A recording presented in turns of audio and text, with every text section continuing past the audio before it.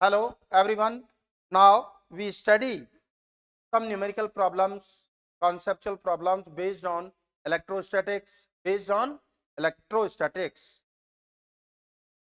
तो देखिए electrostatics,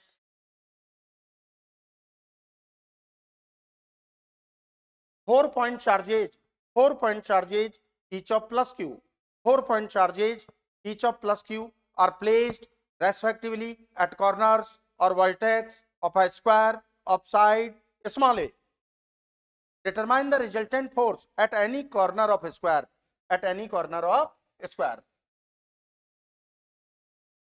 According to question, 4 point charges of plus q are placed at corners of a square of side small a. Determine the resultant force at any corner.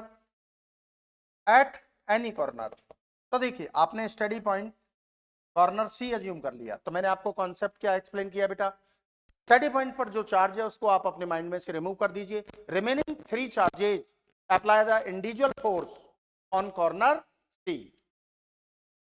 ये remaining 3 charge हैं, अपना अपना individual force apply करेंगे. तो अब देखिए आप, electrostatic force at this positive charge due to corner A. At corner A positive charge, electric lines outwards away from the steady point.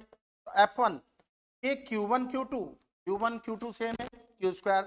Distance between them by use of Pythagoras theorem from triangle ADC. A ये side क्या होगा, √2a.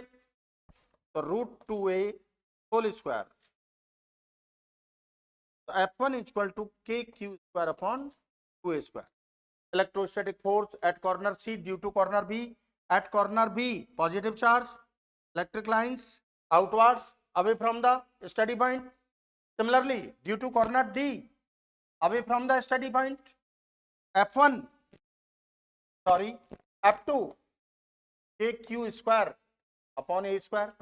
F2 क्या है, between BC. F3 between DC.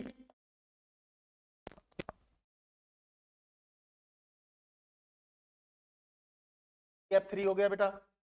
तो देखिए F2 and F3 both having same magnitude and different direction. For rectangular components, मैंने आपको basic condition concept क्या एक्सप्लेन किया था, कंपोनेंट्स, रेक्टेंगुलर कंपोनेंट्स उन्हीं क्वांटिटीज के फाइंड करते हैं जिनके मैग्नीट्यूड सेम होते हैं, डायरेक्शन डिफरेंट होती है. F2 and F3 both having same magnitude and different direction. For resultant force we obtain rectangular component. So for square this angle 90 degree. Component किसके फाइंड करने हैं, F2 F3 के. तो first component दोनों के middle में से पास होगा, तो मिडिल में लाइन तो पहले से F1 के लिए. तो ये एंगल क्या हो गया बेटा, 45. तो component of F2 cos 45, F3 cos 45. Perpendicular components F3 sin 45, F2 sin 45. That's clear.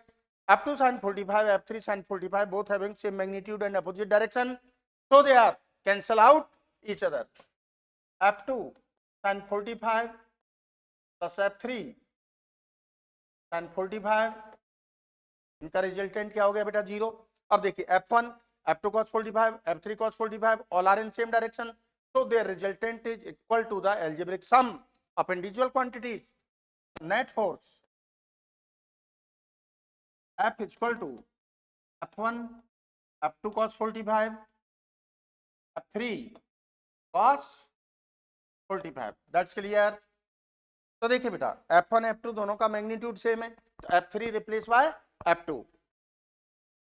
ये क्या होगा, F1 F3 replace by F2, F2 cos 45, F2 cos 45 twice of F2 cos 45. Value put कर दीजिए, F1 KQ square upon 2A square, 2 F2 square upon A square cos 45 1 upon √2. Finally KQ square upon square common 1/2 plus 2 upon √2, 2 divided by √2 क्या होगा, √2 आ जाएगा बेटा √2. That's clear? Okay, thank you.